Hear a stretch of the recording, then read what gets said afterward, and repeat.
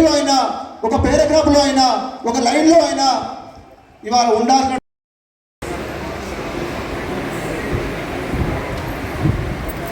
కాబట్టి అందశ్రీ తెలంగాణ కన్న బిడ్డ, తెలంగాణ మట్టి పొత్తిళ్లలో నుంచి వచ్చిన కవి గాయకుడు. ఈ తెలంగాణ గడ్డకు, ఈ తెలంగాణ మట్టికి అందశ్రీ లాంటి వాళ్ళ వందలాది మంది కవులని కళాకారులని కన్న గడ్డ ఇది. ఈ మట్టికే ఆ గుణం ఉన్నది. ఒక గద్దర్, ఒక గోరటి వెంకన్న, ఒక అందశ్రీ, ఒక జయరాజన్న, ఒక నాగరాజు, ఒక నాగన్న, ఒక జయరాజన్న, ఇట్లా చెప్పుకుంటూ పోతే ఇవాళ విమలక్క, ఏపూరు సోమన్న వందలాది కాదు కదా వేలాది మందిని కన్న గడ్డ ఈ తెలంగాణ. అటువంటి తెలంగాణ, ఈ గడ్డకే తెలంగాణ సాయుధ పోరాటాన్ని నడిపిన చరిత్ర ఉన్నది. ఈ గడ్డకే గోదావరిలో ప్రతిఘటనా పోరాటాన్ని నడిపిన చరిత్ర ఉన్నది. ఈ గడ్డకే నక్సల్వరీ పోరాటాలని నడిపిన చరిత్ర ఉన్నది. ఆ పోరాటాల పొత్తిళ్లలో నుంచి ఎగిసొచ్చిన కవులు, కళాకారులు అనేక మంది మన కళ్ళ ముందు ఉన్నారు. కొంతమంది చనిపోయారు. ఇవాళ ఆకస్మికంగా అందశ్రీ గారు మాయమైపోయాడు. తన పాటలోనే మాయమైపోతున్నాడమ్మా మనిషి అన్నవాడు, మచ్చుకైనా కానరాడు మానవత్వం ఉన్నవాడు అని ఒక పెద్ద సుదీర్ఘమైన పాట రాశాడు. ఆ పాటని మనందరం సెల్ ఫోన్లలో రింగ్ టోన్లుగా చాలా సంవత్సరాల నుంచి పెట్టుకుంటూనే ఉన్నాం.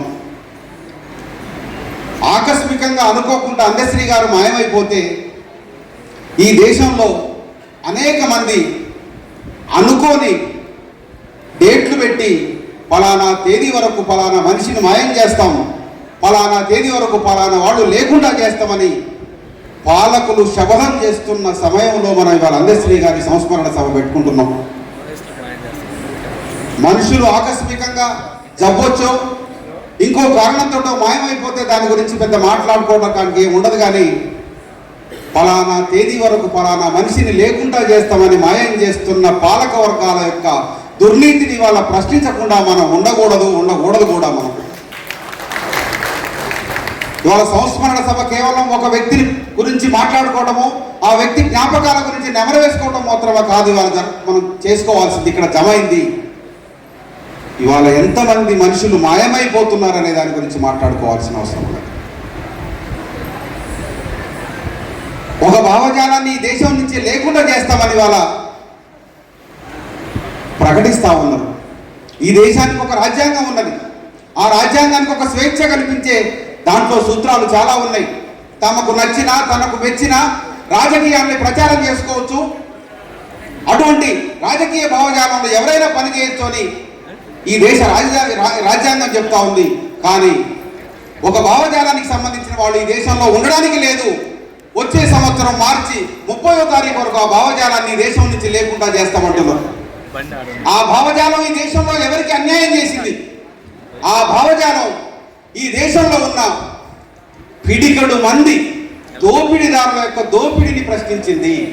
కోట్లాది మంది శ్రమజీవుల శ్రమకు తగిన ఫలితం దక్కాలని కోరింది. ఈ దేశం మీద ఇతర దేశాల పెద్దలు పోవాలని పోరాడింది. ఈ దేశంలో ఉన్న మనుషుల మధ్య ఉన్న అంతరాలు నశించాలని పోరాడింది. ఈ దేశానికి ఏ ప్రపంచంలో లేని ఒక దుర్మార్గమైన కుల వ్యవస్థ ఉన్నది. ఆ కులం పోవాలని పోరాడింది. ఈ దేశంలో ఆడవాళ్లకు మగవాళ్లకు మధ్య చాలా తీవ్రమైన అంతరం ఉన్నది. ఆ అంతరాలు పోవాలని పోట్లాడింది ఆ భావజాలం ఇవాళ నేరమైపోయింది ఈ దేశంలో. ఆ భావజాలంతో మాట్లాడిన వాడు ఇవాళ అడవిలో ఉన్నవాడు నక్సలైట్ అయితే అడవి బయట ఎవడైనా మాట్లాడితే వాడు అర్బన్ నక్సలైట్గా ఇవాళ చెప్పబడుతూ ఉన్నాడు. అందుకని వాళ్ళు ఎవరో ఛత్తీస్గఢ్లోనో ఇంకొక చోట ఆయుధాలు పట్టుకున్న వాళ్ళ మధ్య పోరాటం జరుగుతుంది. వాళ్ళు ఏమైనా చూసుకోవచ్చు అని మనం అందరం మాట్లాడకుండా ఉన్నాం. కానీ రేపు ఖమ్మం నడిబొడ్డులో నిజం మాట్లాడితే నువ్వు కూడా అర్బన్ నక్సలైట్ అవుతావు. ఆ రోజు నీ తరపున మాట్లాడడానికి ఎవరూ లేరు అని ఇవాళ మనం బాధపడాల్సిన సందర్భం వచ్చింది.